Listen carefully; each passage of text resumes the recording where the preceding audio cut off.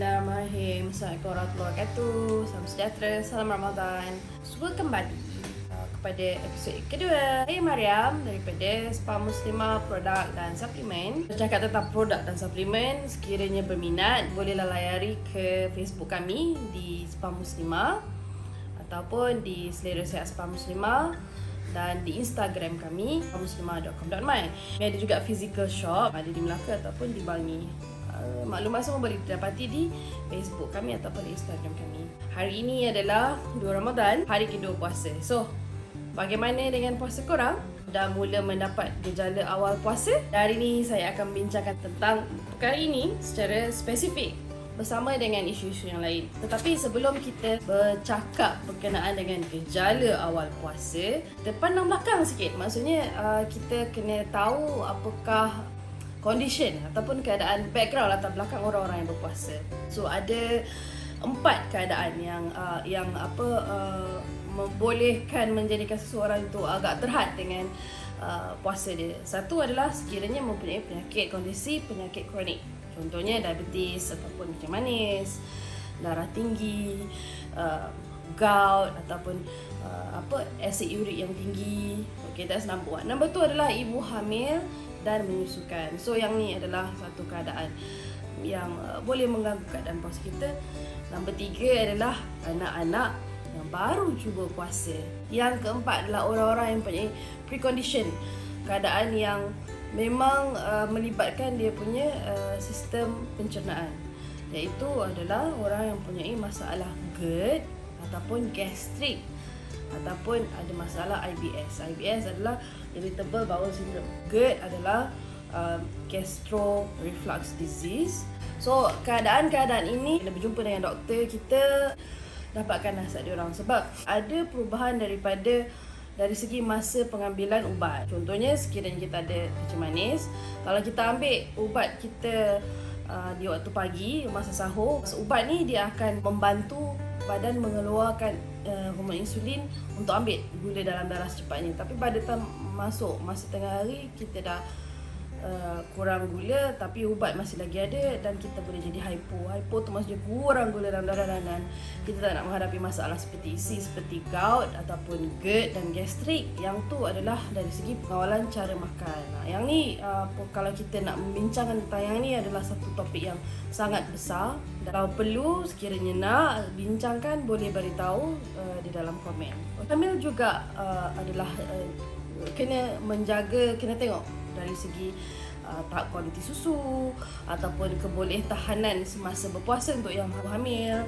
So yang selalunya yang agak memerlukan perhatian lebih adalah ibu-ibu yang hamil di hujung kehamilan, maksudnya third trimester. Selalunya ada yang mendatangkan kerisauan bila ibu ni kurang makan, baby kurang bergerak. Jadi kalau keadaan-keadaan macam tu timbul, so perlu jumpa dengan doktor, dapatkan nasihat yang sepatutnya. Okay, tutup cerita pasal pandang ke belakang. Kita pergi kepada keadaan puasa yang sekarang. Ini adalah fasa pertama dalam bulan puasa. Kita boleh bahagi 4 ke 3 ke 4 fasa.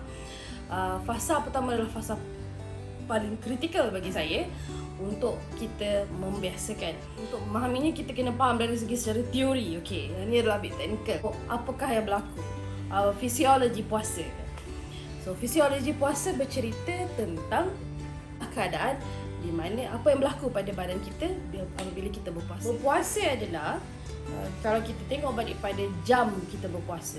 Kita berpuasa dari antara berkadar dengan 12 ke 16 jam bergantung kepada mana kita berada. Korang berada kat mana? Kalau korang berada di negara dingin di mana matahari tak ada, korang boleh puasa sampai 20 jam.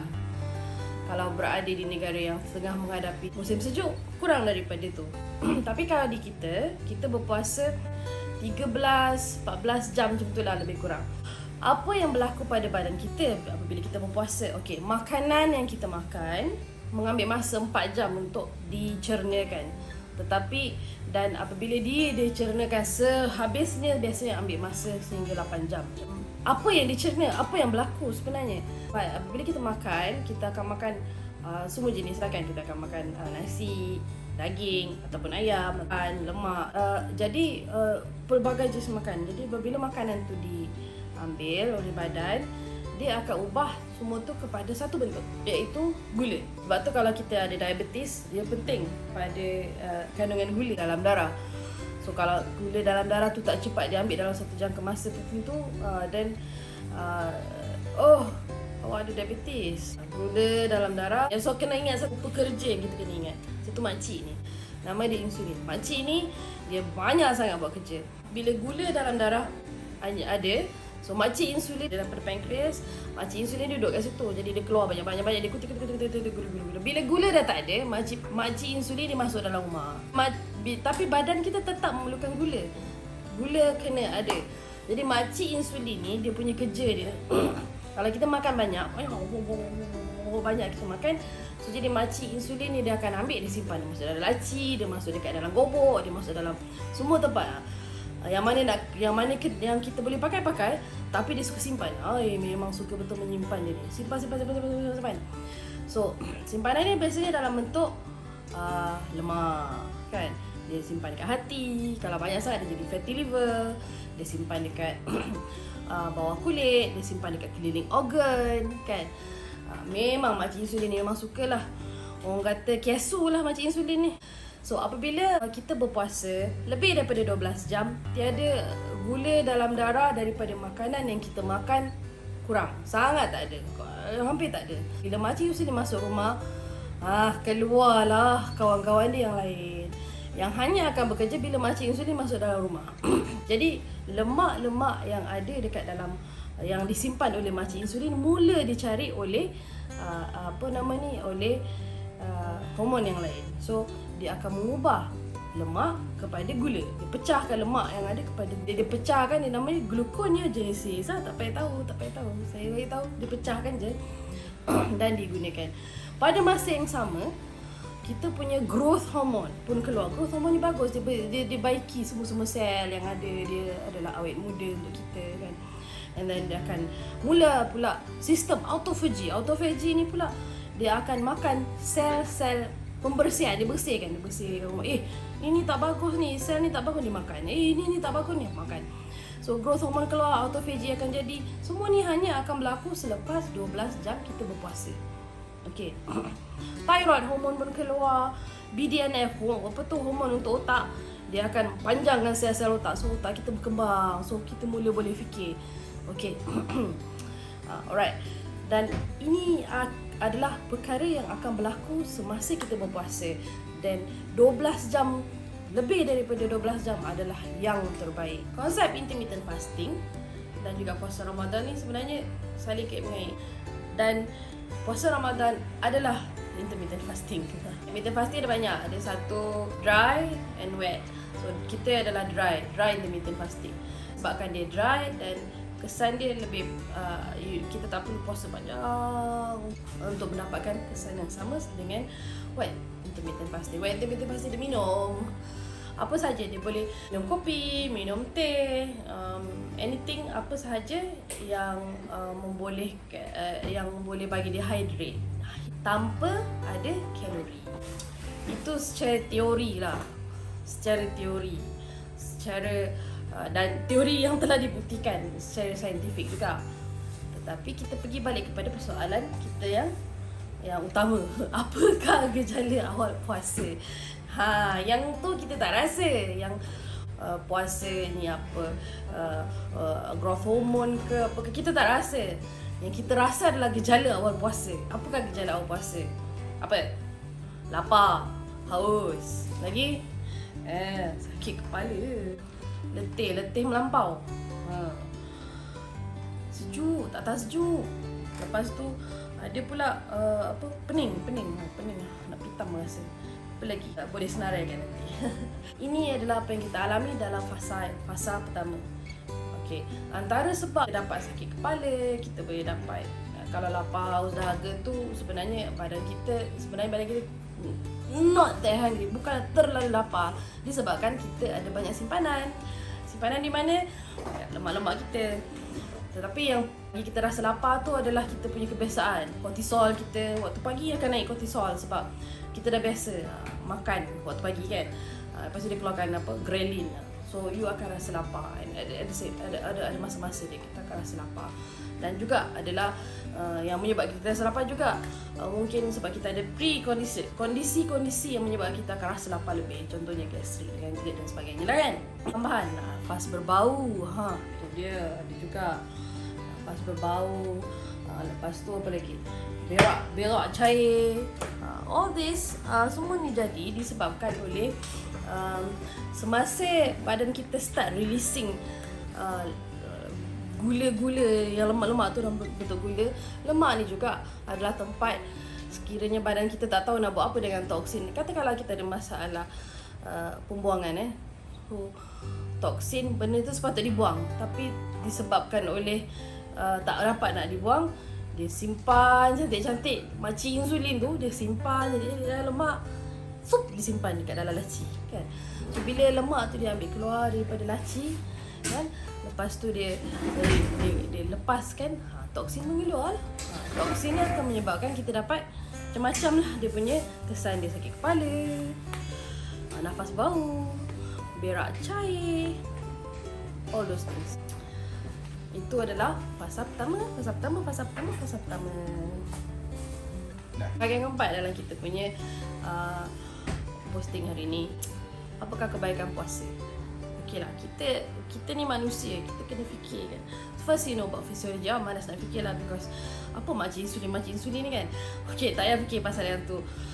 Kalau faham alhamdulillah, kalau tak faham it doesn't matter. Kita lebih faham pada gejala puasa kan, apa yang kita rasa, emosi, hungry, marah, hungry semua dia kan. Tapi untuk memahami, because kita tahu tu gejala, kita kena faham apakah kebaikan. Sebab manusia, orang yang berfikir, kita perlu we need that explanation kan. Kebaikan berpuasa secara amnya, dia akan menurunkan gula dalam darah.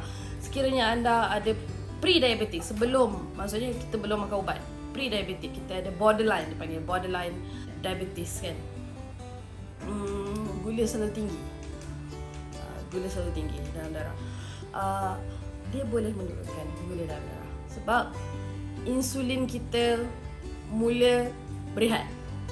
Makcik insulin dapat rehat. Bila makcik insulin dapat rehat, kebanjiran hormon insulin dalam badan dapat dikurangkan. And that is wonderful. Sangat-sangat hebat, sangat-sangat bagus. So I don't know lah kenapa orang tak fikir. Secara kesihatannya, puasa ni adalah satu benda yang sangat baik. Sangat baik kepada badan kita. Dia bagi badan kita reset. If you are pre-diabetic, puasa adalah yang terbaik untuk anda. Pre-diabetic bukan diabetic belum lagi diabetic. At the same time, dia boleh control your weight. Sebab bila kita punya badan dah start keluarkan hormon-hormon yang lain, autophagy, BDNF boleh elakkan dapat Alzheimer pada hantu. You thyroid punya boleh bergerak. Lepas tu you punya apa lagi, what other hormones, gluconeogenesis mula berlaku. So badan kita mula start membuang benda yang tak perlu, termasuklah your fats. Okay, lemak berlebihan. Kolesterol pun juga akan turun. Satu lagi is kita mula mengejutkan askar